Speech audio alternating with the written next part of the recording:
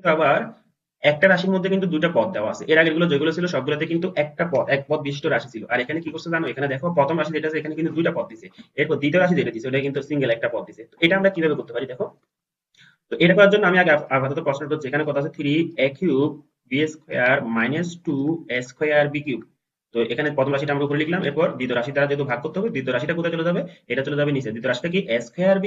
ওকে, তাহলে দেখো এখানে আমরা যেটা করতে পারি, দেখো আমি তোমাদেরকে যেটা বলেছিলাম যে কি, যদি একটা জিনিস এভাবে থাকে a+b/c, তখন আমরা এটা কিভাবে লিখতে পারি, এটাকে আমরা লিখতে পারি, উপরে লিখতে পারি এ, নিচে লিখবো সি, এরপর প্লাস দিয়ে এখানে উপরে লিখবো বি, নিচে লিখবো আবার সি।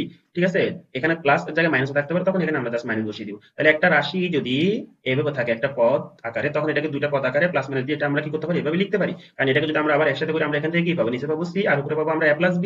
ঠিক আছে, তাহলে আমরা আমাদের সুবিধা মতো এটাকে কি করতে পারি, ভেঙে এভাবে লিখতে পারি।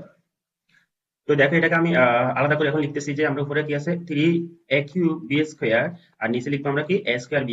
এরপর এখানে যেহেতু মাইনাস আছে, মাইনাস দিয়ে আমরা লিখবো কি, আবার উপরে লিখবো a2a² b³ আর নিচে লিখবো আমরা কত a² b²।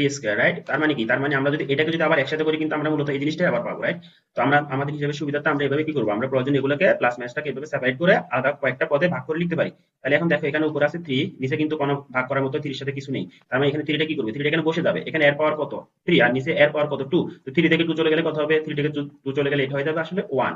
তার মানে আমরা এর হিসাবে এর পাওয়ার পাবো 1। তো এরপর এখানে আবার উপরে বি² আবার নিচে বি² মিল আছে, তাহলে এই দুটো ডিভাইড হয়ে এটা চলে যাবে, ভ্যানিশ হয়ে যাবে। এরপর আমরা মাইনাস জায়গায় মাইনাসটা এবার বসিয়ে দিব, বসিয়ে দেওয়ার পর কি করবো, এখানেও কিন্তু উপরে 2 আছে কিন্তু নিচে কিছু ভাগ করার মতো দেওয়া নেই। তার মানে এটা 2 এর জায়গায় 2 বসে যাবে। এখানে আবার এর উপর স্কয়ার আর নিচে এর উপর স্কয়ার মিল আছে, তার মানে এখানে উপরে আর নিচে এই দুটো মিল, মিল থাকলে আমরা কি করবো, মিল থাকলে আমরা দুইটাকে ভাগ করে দিব। এরপর এখানে আবার বির উপর পাওয়ার 3 আছে, আর এখানে বির উপর পাওয়ার আছে 2। তার মানে কি 3 থেকে যদি 2 মাইনাস করে আমরা কত পাবো 1। তার মানে এখানে বির উপর পাওয়ার হবে কত 1। তার মানে আমরা এখানে কি লিখবো 2b।